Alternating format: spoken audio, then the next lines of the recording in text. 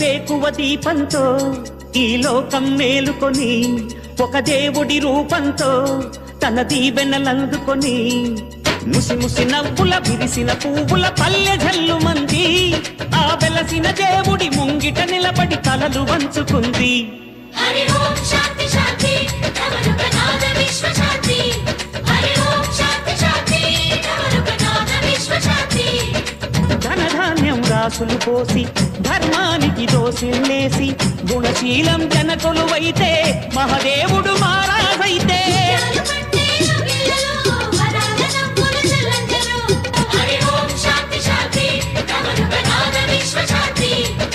అందరూ గట్టిగా చెప్పండి, జై శ్రీరామ్.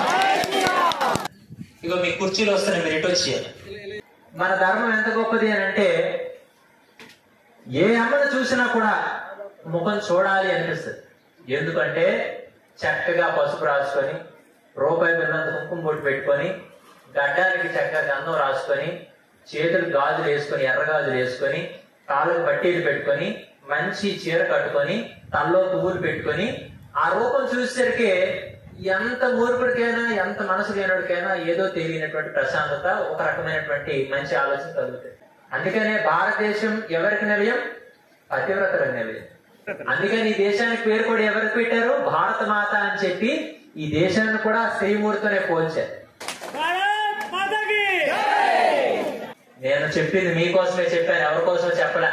మీలాంటి తల్లులందరూ ఉండబట్టే ఈ రోజు కూడా మాలాంటి అందరం కూడా కాళ్ళు ఎగరేసి గర్వంగా తిరగలుగుతున్నాం. ఎందుకనంటే మేము బయటికి వెళ్ళి ఎన్ని పనులు చేసుకున్నా, ఎన్ని వ్యవహారాల్లో ఉన్నా, మేము ఇంటికి వెళ్తే మా కడుపు నిండా పెట్టేటువంటి అందరూ ఇంటి దగ్గర ఉంటారని ధైర్యంతోనే మేము బయట తిరగలుగుతాం అన్నమాట.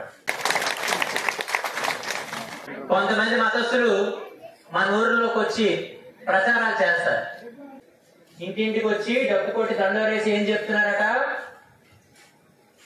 మా దేవుడు పాపులు రక్షించడానికి పుట్టాడు. ఏం పుట్టాడట? పాపుల్ని, మనుషులందరూ పాపాలను కడగడానికట, ఈ యొక్క శిక్షలు తప్పించడానికట ఈ దేవుడు శిక్ష పడ్డాడట. ఏం శిక్ష అది? శిలువ.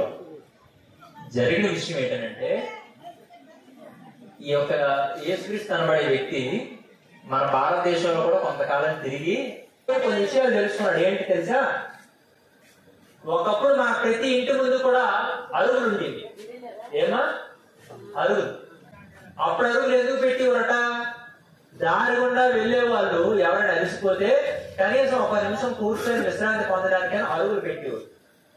అరుగు పక్కనే ఒక కొండతో నీళ్లు. అలాగే ఇంటి ముందున వరిదుబ్బు, పంట వచ్చిన పంటని వరిదుబ్బు పెట్టేవారు. ఎందుకంటే ఆ పక్షులు ఏమైనా వస్తే అవైనా కొద్దిగా తింటాయి అని చెప్పి. ఇవన్నీ చూశాడు యేసుక్రీస్తు. ఆఖరికి ఒకరోజు ఇద్దరు కూడా అరుగు మీద కూర్చుంటే ఒక అమ్మగారు వెళ్ళి సరాసరి నాయన ఏమైనా ఆహారం తీసుకుంటారా, భోజనం చేస్తారా రండి అని చెప్పి తానెవరో తెలియకపోయినా కూడా ప్రేమ చూపించిందట. అప్పుడు అనుకున్నాడట, అమ్మతనం అంటే ఎలా ఉంటుందో తెలుసుకుంటే భారతదేశానికి రావాలి అని. అప్పుడు ప్రపంచ దేశాలన్నీ తిరిగి కూడా వాళ్ళ శిష్యులందరూ కూడా చెప్తారట, పూర్వోత్తర భాగములను మట్టకుడి అంటే మీరు భారతదేశం వైపు కానీ అటుపక్క సముద్రం ఉంది, ఈ రెండు భాగాలు మీరు ముట్టకండి, ఆ పై దేశాలకు మీరు బోధ చేయండి మంచి అంటే ఏంటో అని అతను అది చెప్పాడు. అంటే మన భారతదేశం సంగతి మనకు తెలుసు. ఎందుకు? ఇది ప్రపంచ దేశాలకే సంస్కారం నేర్పిన దేశం. అయితే ఈ వ్యక్తి కొంతకాలం తిరుగుతూ ఉండేటప్పుడు రోమ్ అనే దేశంలో ఇతరు మత ప్రచారం చేస్తుంటే అక్కడ కొంతమంది ఆ రాజుకి కంప్లైంట్ చేశారు. ఏమని? ఇతరు కూడా కొత్తగా దేవుడిగా గుర్తింపు పొందుతున్నాడు, జనమంతా ఇతన్ని దేవుడిగా కీర్తిస్తున్నారు, గొప్పవాడిగా కీర్తిస్తున్నారు అంటే అది ఆ దేశానికి ద్రోహం చేసినట్టే. కాబట్టి ఇప్పుడు మనం తప్పు చేస్తే ఒకప్పుడు మనకి శిరచ్ఛేదం అంటే పేక నరికేసేవారు ఒకప్పుడు, తర్వాత ఉరిశిక్షలు వచ్చాయి, ఇప్పుడేంటి అనుకుంటారు. అలాగే అప్పటి కాలంలో అప్పుడు రాజ్య పరిపాలన సమయంలో శిలువ శిక్షలు వేసేవారు. ఏం వేసేవారండి? శిలువ శిక్ష. ఒక్కడికే కాదు, వాళ్ళ దృష్టిలో ఎవరు తప్పు చేశారన్నా వాళ్ళందరికీ శిక్ష ఏంటి? శిలువే. ఆ శిలువ శిక్ష వేసినప్పుడు ఏం చేస్తారు? ఆ మరణ యాతన పడడానికి చేతులకి కాలుకి మేకలు వేసేసి అలాగా ప్రాణం పోగొట్టారు. అప్పుడు కూడా యేసుక్రీస్తు ఏమన్నాడట? ఏలీ ఏలీ లామా సబక్తని అన్నాడట. బైబిల్లో ఉంది అది. ఇప్పుడు బైబిల్ మార్చేశారు కానీ పాత బైబిల్ ఉంటది. ఏలీ ఏలీ లామా సబక్తని అంటే లమయో రవేదహ అని సంస్కృతంలో ఒక వాక్యం ఉంటది. అంటే లాకి రాకి తేడా ఉండదట. రాని పలికినా లా పలికినా ఒకటే. అంటే ఏమంటాడు? రామ, లాని రాసేస్తే ఏమైంది? రామ. ఏలి ఏలి రామ సబక్తని అంటే ఈ శిక్ష పొందుతున్నాడు కదా, ఓ రామ నీ భక్తుడినైన నన్ను నువ్వు ఎలా చేజారు విడిచి తిరిగి అని ఆఖరికి యేసుక్రీస్తు కూడా దైవాన్ని తెలుసుకున్నటువంటి సందర్భం అవుతుంది. అయితే ఈ చరిత్ర తెలియలేని వాళ్ళందరూ ఇప్పుడు ఏమంటారట? మా దేవుడు మిమ్మల్ని అందరినీ కాపాడడానికి, పాపుల్ని రక్షించడానికి. అంటే మీరు కూడా గమనించండి, మనకు చెప్పినప్పుడు ఏం చెప్తారు? మీరు పాపులు అంటున్నారు. పాపను రక్షించాను కదా, అంటే నువ్వు పాపమే, నువ్వు ఎంతో పాపాలు చేస్తుంది అని అది మాట్లాడితే నువ్వు పాపం చేసావా? ఒప్పుకుంటానా? మనం అంతా కూడా ఎక్కడి నుంచి పుట్టాము? దైవాంశతో వచ్చిన వాళ్ళం కదా, నిజమేనా? అయితే వాళ్ళు చెప్పిన సిద్ధాంతం ఏంటి? వాళ్ళు మన ముందు పెడుతుంది ఏంటి? దేవుడు మనుషుల కోసం సిలువెక్కిశాడట. మనుషులందరినీ రక్షించడానికి, మనుషులందరూ పాపం కడిగడానికట అతని ప్రాణాన్ని త్యాగం చేశాడట. మీరు సిలువను చూశారు కదా, యేసుక్రీస్తు బొమ్మలు ఎక్కడైనా ఎన్ని వేకులు పడ్డాయండి? చేతికో 2 కదా, అంతేనా? ఇంకెక్కువ ఉన్నాయా? కానీ ఒంటి నిండా కూడా లెక్కలేనన్ని బాణం పొరలు పడినా కూడా తన చివరి శ్వాస వరకు కూడా విష్ణు సహస్రనామాన్ని చెప్పి దైవంలో కలిసిపోయినటువంటి భీష్మ పితామహుడు గొప్పవాడా, 4 వేకులు కొట్టించుకున్నాడు గొప్పవాడు? ఈరోజు ఆలోచించండి. ఏమా నిజమేనా? నేను జీవితంలో ఒక తప్పు చేశాను. నేను మా తండ్రికి ఇచ్చిన మాట బట్టి కౌరవులను ప్రశ్నించలేకపోయాను. తప్పు చేస్తున్నారని తెలిసినప్పుడు నోరు మూసుకున్నాను. ఇది నాకు చేసిన పాపం. ఈ పాపాన్ని నేను ప్రక్షాళన చేసుకోవాలనంటే నా శరీరం విడిచిపెట్టేటప్పుడు అనంత విశ్వరూపుడైనటువంటి ఆ యొక్క శ్రీమన్నారాయణుడి యొక్క నామాన్ని నేను జపిస్తే ఆ రకంగానైనా కూడా నేను చేసిన పాపానికి పరిహారం కలుగుతుందని చెప్పి అతడు విష్ణు సహస్రనామం చెప్తా ఉంటుంటే ఆఖరికి రక్తం నేలకి పారుతా ఉంది, ఏర్లే పారుతా ఉంది. బాణం పొరలు గుచ్చుకొని శక్తి సన్నగిల్లిపోతుంది, కంటి చూపు మందగిస్తుంది. కానీ ఆ చూపు మాత్రం కృష్ణ పరమాత్మ అయిపోయి నోరా పలకట్లేదు. ఆ సన్నని గొంతుకుతోనే విష్ణు సహస్రనామం చెప్తున్నాడంట. ఈ శరీరం కూడా చివరి వరకు ఆయన యొక్క విష్ణు సహస్రనామం చెప్పి విడిచిపెట్టాలని చెప్పి పూర్తిగా తన మనస్సును కూడా స్వామికి సమర్పణ చేసేసి ఒంటి నిండా కూడా బాణం పొరలు ఉన్నప్పటికీ విష్ణు సహస్రనామాన్ని చెప్పి ఆ మహానుభావుడు శరీరాన్ని విడిచిపెట్టాడు. అటువంటి గొప్ప భీష్మ పితామహుడు భీష్మాచార్యుడు. ఆచార్యుడు అంటే ఆచరేతి ఆచారీతి ఆచార్య అంటే ఎవరైతే తను ముందు పద్ధతిగా ఉంటూ ఆ నియమనిష్టలు పాటిస్తూ చెప్తాడో అతడు ఆచార్యుడు. అంటే చెప్పేవాడు చేసేవాడు అయి ఉండాలి. నోటితో చెప్తే కుదరదు, తను కూడా ఆచరించాలి. అలాగే భీష్మాచార్యుడు అయ్యాడనంటే అతడు కూడా అంత నియమబద్ధమైనటువంటి జీవితాన్ని గడిపాడు కాబట్టి ఈరోజు ఆచార్యుడు అయ్యాడు. మరి అటువంటి ఆచార్యుడు ఈరోజు మనందరికి ఆదర్శప్రాయుడు కాబట్టి అటువంటి ఆచార్యుడు మనందరికీ కూడా జీవితాన్ని తరింప చేసుకోండి అని చెప్పి విష్ణు సహస్రనామాన్ని ఈ రోజు అందించాడు. కాబట్టి ఈ రోజు నాడు భీష్మ ఏకాదశి సందర్భంగా మనం అందరూ కూడా ఈ రోజుకి ఆ వ్యక్తిని మనం తలుచుకుంటున్నాం అనమాట. అందరూ కూడా చెప్పండి, భీష్మ పితామహుడికి. ఏ వ్యక్తి అయితే తన జీవితంలో విష్ణు సహస్రనామాన్ని గాని, లలితా సహస్రనామాన్ని గాని, శివ సహస్రనామాన్ని గాని ఎవరైనా కూడా జపిస్తారో, పఠిస్తారో, కనీసం వింటారో వారందరికీ కూడా వైకుంఠ ప్రాప్తి దొరుకుతుంది. ఈ రాజకీయ నాయకులు ఏ సంక్షేమ పథకాలు ఇచ్చినా మన సొమ్ము ఇంట్లో దేని తీసి పెట్టడం. కానీ ఒక నాయకుడు ఉన్నాడు, ఆ నాయకుడు మనం అడగకుండా జన్మనిచ్చాడు. ఆ నాయకుడు మనం అడగకుండా కూడా పంచభూతాల్ని కూడా రూపాయి ఎది తీసుకోకుండా జీవితాన్ని నడిపిస్తూ ఆఖరికి మనం పోయిన తర్వాత తనలోనే కలుపుకుంటున్నాడు. ఆ నాయకుడే శ్రీమన్నారాయణుడు, ఆ నాయకుడు అయోధ్య రాముడు అన్నమాట. మరి అటువంటి నాయకుడు మన గ్రామంలో ఉన్నాడు, మనందరిలో కూడా ఉన్నాడు కదా. ఆత్మారాముడు అంటారు. ఎవరైనా అన్నం తినకపోతే ఎందుకంటే మీరు ఆత్మారాముడిని ఇబ్బంది పెట్టుకుంటాం అంటారు కదా. మరి లోపల ఆ భగవంతుడు ఉండబట్టే మనం ప్రాణాలతో ఉన్నాం. ఒకరు పోతే గోవిందా. అంతేనా? ప్రపంచ దేశాలన్నింటిలో మీరు చూసుకోండి, చావైనా కూడా పెళ్లిగా చేసే ఏకైక దేశం కదా. ఏ దేశంలో కూడా అంత హడావిడి చేయదు. కానీ మన దేశంలో పోయినా కూడా పండగలా జరుగుతుంది కదా. కాకపోతే నవ్వరు, ఏడుస్తారు అంతే.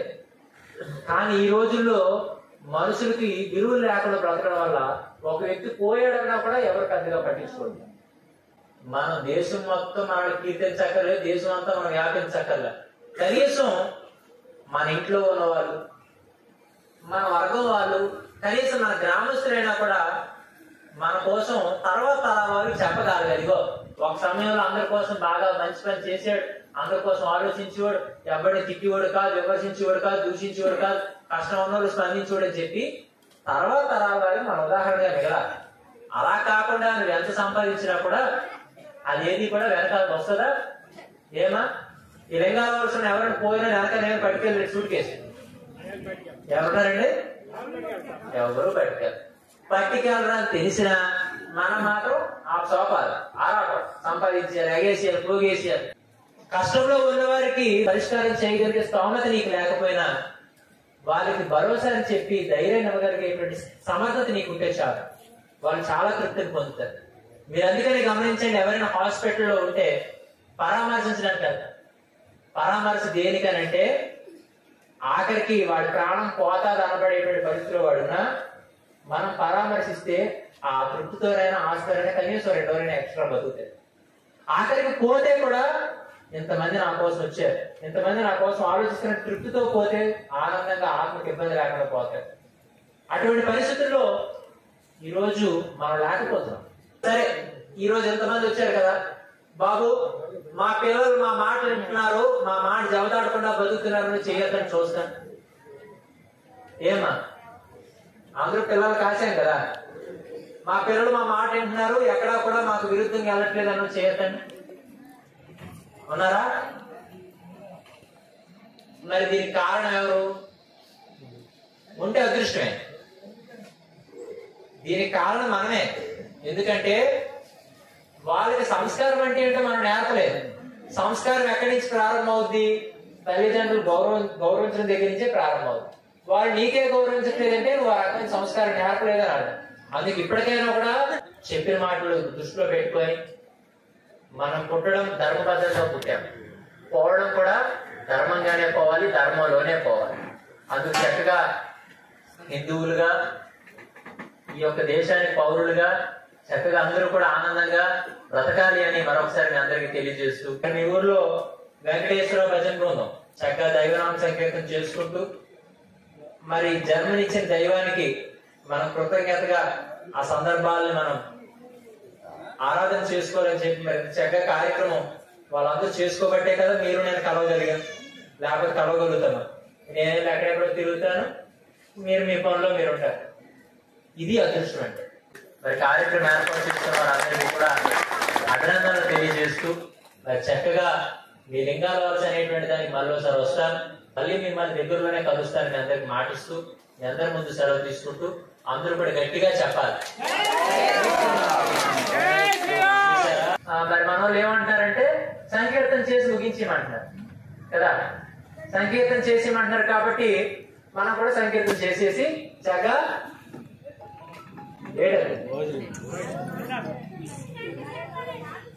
ఏమా చిన్న స్వామిని మీరు చాలా ప్రేమగా చూస్తున్నారు. మళ్ళీ మీరందరూ మూకుమ్మడిగా ఒక మాట అనుకొని మళ్ళీ నాకు ఎప్పుడు కబురు పెడితే అప్పుడు ఖచ్చితంగా వస్తానని మాటిస్తున్నాను. లింగాల వలసలో నేను ఒకడిని, ఓటు ఒకటే ఉండదు.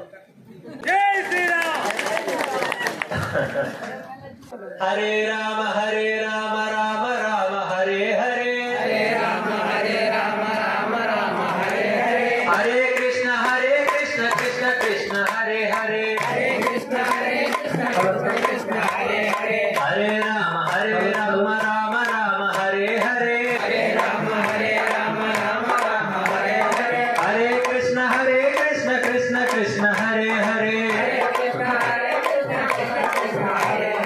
హరే రామ రామ